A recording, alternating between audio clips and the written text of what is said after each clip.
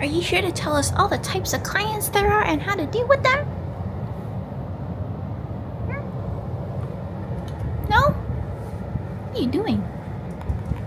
So here I am trying to figure out what video I could do, and then I looked at my old notes and I'm like, wow, this particular idea is gold. So I'm gonna cover it, and to make it a little bit more interesting, I'm gonna cover each type through different parts of the apartment. So first one is really, what is the video? You probably already tell from the actual title. It says types of clients you will face with and how to deal with them. And there's so many clients that are out there, so when I talk about this, it doesn't necessarily mean it's just for consulting. It could mean, for example, you have clients in general. So a lot of these are going to be more related on corporate clients though, so they're not necessarily going to be like, for example, if you're a hairdresser and you have a client.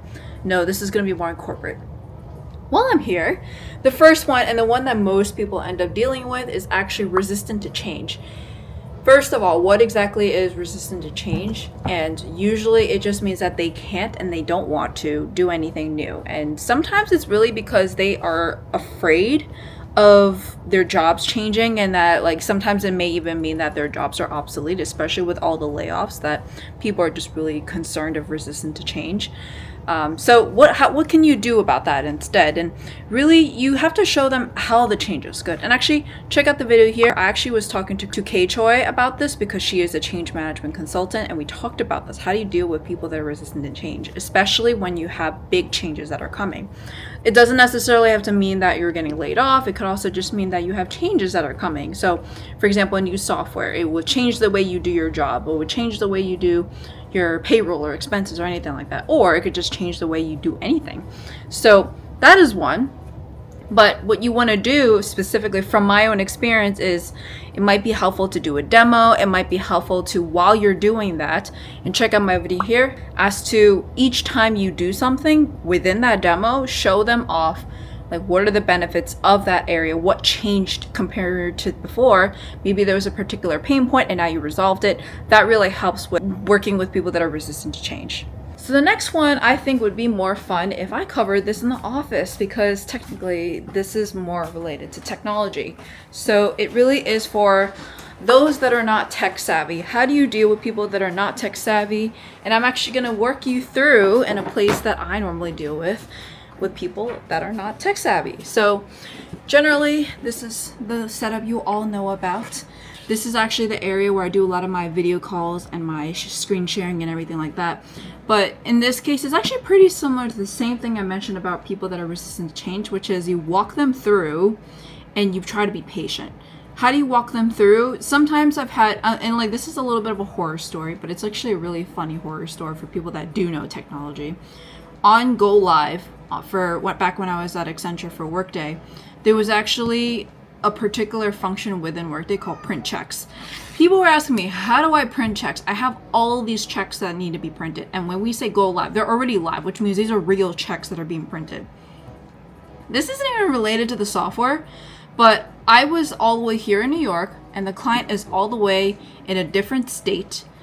And they were like, oh my God, I printed checks double-sided. I'm like, why would you print a check double-sided? They didn't even know how to use a printer. So it wasn't even related to using Workday. It was actually related to them using technology that they already had. So I had to walk them through, here's how you can void the check, here's how you can reprint the checks.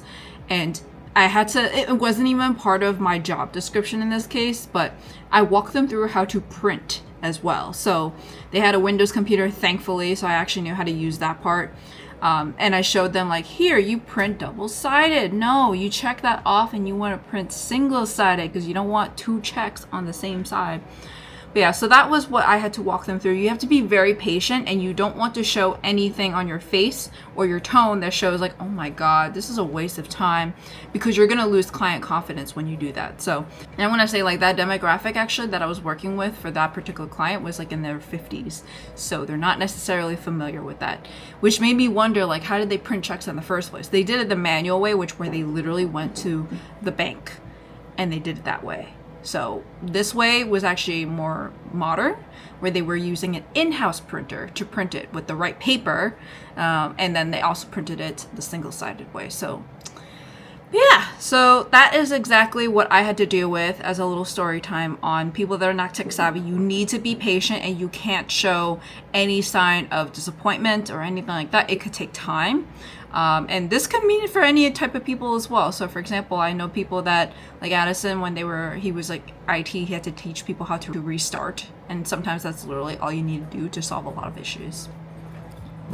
So moving on, the next stop I have is actually the exec that hired you to push their personal agenda. This is probably more on the consulting side and sometimes on the ad side, not so much on the ad side, but usually more on the consulting side.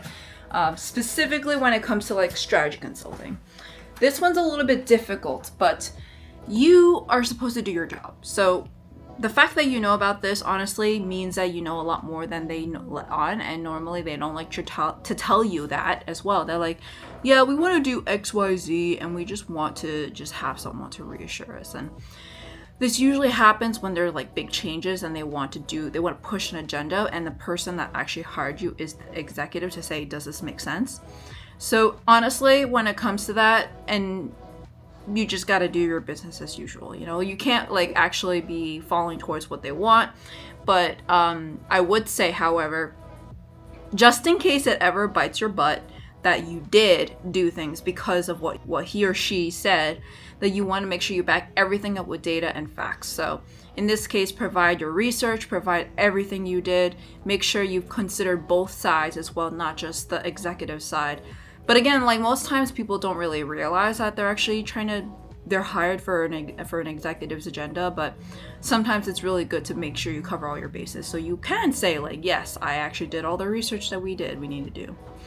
So the next one is the ones that think they know everything. And I actually had to deal with this the other day while I was at Google, because what they ended up doing was they asked me, how do I do XYZ? Is this recommended? And I said, yes, it is recommended.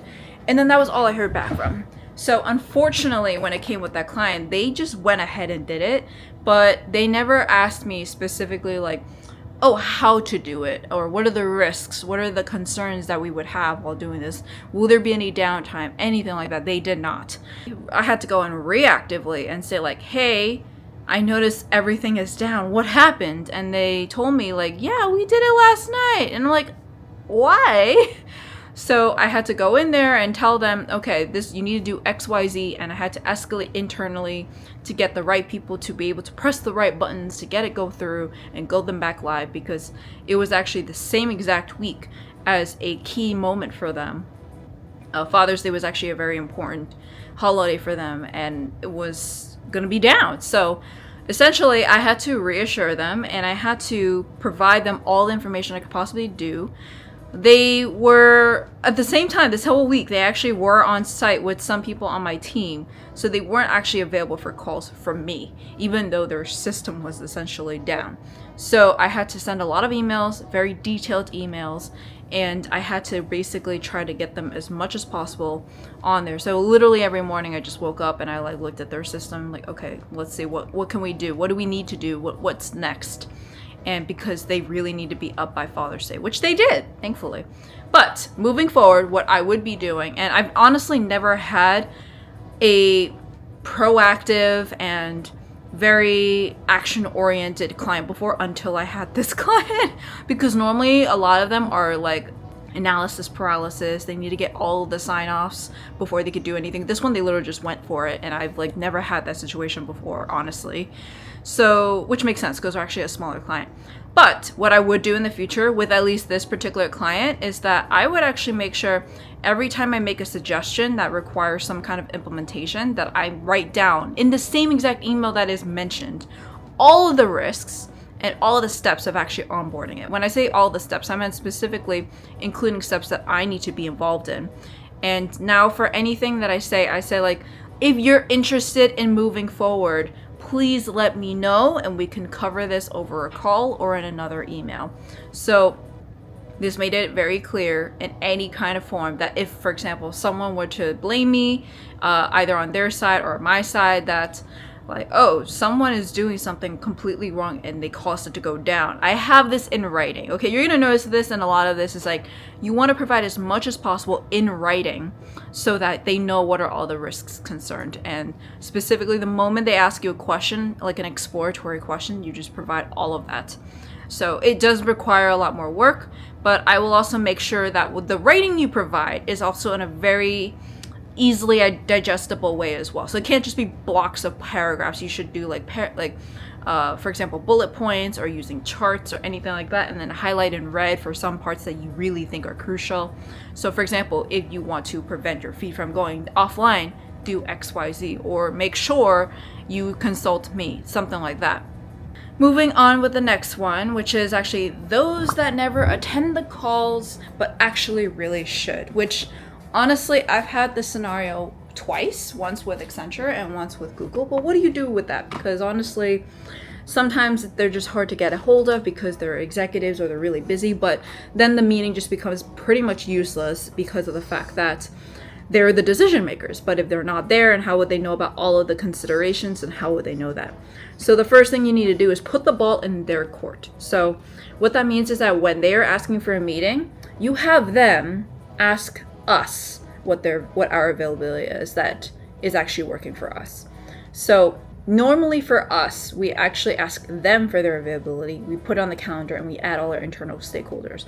For these particular clients, I'm actually having this scenario right now, but the first time what ended up happening was that we actually provided our availability, and they took 2 weeks to provide their availability based off of that, which by that point, those 2 weeks have all pretty much filled up a lot of our availability. Some people went out of office, some people are not even going to be back by then.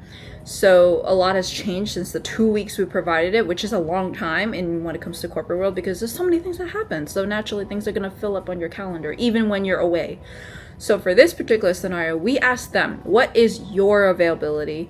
And then what we ended up doing was we asked them, what is the agenda? So we can be prepared. Because if it was the other way around, where we just set up a meeting and we just show up and we just hope to the heavens that people show up, it's not going to work. But we need that decision maker or that particular person on that call. So we work with them particularly and say, you provide us your availability, and then the moment they provide the availability, we put the block on the calendar directly to them, so they know they don't forget about it when they start to schedule future things as well. And then we work internally with our team and say, what is availability for them? And then we connect the two through that. So it's a little bit weird because usually that's not an issue, but sometimes it is an issue if they're just really busy or this is out of scope for their particular line of work, but they are the decision maker, which is pretty rare, but it always happens for executives specifically. Last one is, and this is those who escalate quickly. So what can you do with that? You always put things in writing, and you want to make sure they're in the email, and you may even want to at them specifically as well. So instead of just having them passively there, at them so they actually get to see the email is actually for them as well, and address the email and say, basically talk about all of the things that they need to work on to de-escalate. So maybe they escalate early. And that tends to be the case, honestly, is that oh my god, our system is down, or oh my god, and you have to prioritize. There's P0, 1, 2, 3, 4. Internally, you have to think about, okay, how much is this a priority? Maybe it is a priority to them, but it's not really a priority for us. Maybe they just need to level set that. Sometimes they think oh my god, our system is down and they can't do anything. That is a P0, so you really actually should act early. But if it ends up going to be something sorry, we can't print checks. Let's give you an example from earlier. Oh, I can't print checks. These need to go out. Unless there's an actual time sensitivity, you always want to kind of reassess, what is it exactly that is important, okay? Is it really that important that it deals with now? Is it time sensitive? Is it urgent? And so if it's not, then you try to de-escalate. You CC your team, and then in an outside email that's not in the same email with the client, but is still in the same email thread, you say we need to de-escalate. This is not as important because of XYZ. However, what we can do is we can adjust with XYZ. So you would have to make sure that you work with your team members that are actually involved directly with the client even more sometimes, to basically say okay, we need to do XYZ. And we need to level set with the client, essentially. So because they probably think it's the end of the world, that, oh my god, this is not working, and they usually freak out about everything. This is only when it's like a P2, P3, P4. If it's P0, P1, you should really be working on it, drop everything and work on it. So, for example, if the system's all down, or maybe like everything is on haywire, you should work on it. In which case, you still loop in your team internally, and you escalate it internally, and you already come up with a de-escalation plan, which means that you're working with how to de-escalate the client as well as how to de-escalate the situation. So when you de-escalate the situation, you're trying to first loop in all the necessary people. So if it means like creating a ticket internally, if it means creating a ticket in their system, but at the same time, you also need to be looking into it to know where it should be going, like find that root cause. It's really, if they asked you, you're trying to find the root cause, okay? You're trying to find out the main reason why this is happening in the first place. And then try to work that out for the first 2 days before you even try to escalate. However, if it's like a P0 and it's usually, okay, the first thing that you would do is figure out, is it their fault or is it our fault? If it's your fault, you should be already internally escalating it, making all these tickets, making all these bugs, all that kind of stuff. If it's their fault, on the other hand, you de-escalate, and you make sure you put in writing specifically what they need to do, as well as what they need to be doing moving forward. However, like the moving forward part, depending on their actual vibes and everything, it may be better to do a postmortem after, because the real priority is really to fix it now. But you want to make sure that you have them all covered, even though they caused it. Don't say anything. Don't point any names when you're doing this. Don't point names. Don't point at people. Just say, okay, we're here with you. Let's work on this together. I found the root cause is XYZ. We need to do A, B, C. And here, then you start to loop in the right people, and then externally as well, and also internally as well, in a separate email, you try to mobilize everything you need to do. That's for the ones that actually need to be escalated and actually need to be worked on. All right, so those are all of the types of clients that my team and I've worked on before, and I'm gonna actually walk over to Addison and see what kind of clients he's worked with before. So Addison, what kind of clients have you worked with before, and then how have you dealt with them before? So ones I've talked about were like those that escalate quickly, ones that have actually, like for example, they're resistant to change. Do you have a particular client example in mind that falls into any stereotypes, or not stereotypes, but types of clients? I had clients where they messed up, but of course we can't tell them that. So we typically. Why can't you tell them? Because if you like point names at someone, point fingers at somebody, they're gonna be like, oh, then this person didn't do their job. As a consultant, you can't really just point at fingers. You need to first understand the whole situation, give the analysis, and then we go from there. And that happens a lot when it comes to like post-prod production support, hypercaring. That's pretty much the last example I provided. So what I ended up saying was that if it ends up being their mistake, you do not point fingers, but the first thing you do is analyze the situation, like exactly what he just said, analyze all the risks, and tell them exactly what the plan is. But moving forward, however, I always like to cover my ass and just still say, next time, don't do this. So you're not telling who it is, but you're providing what you shouldn't be doing. Exactly. Always have documentation. Yep. Documentation. You'd be surprised how many people forget to document things and put it into like what we call a run book or in design documents. Also put things in writing, so that way next time they're like, you never told us this. You can say like, look at this email. I got it. I got you. Bye.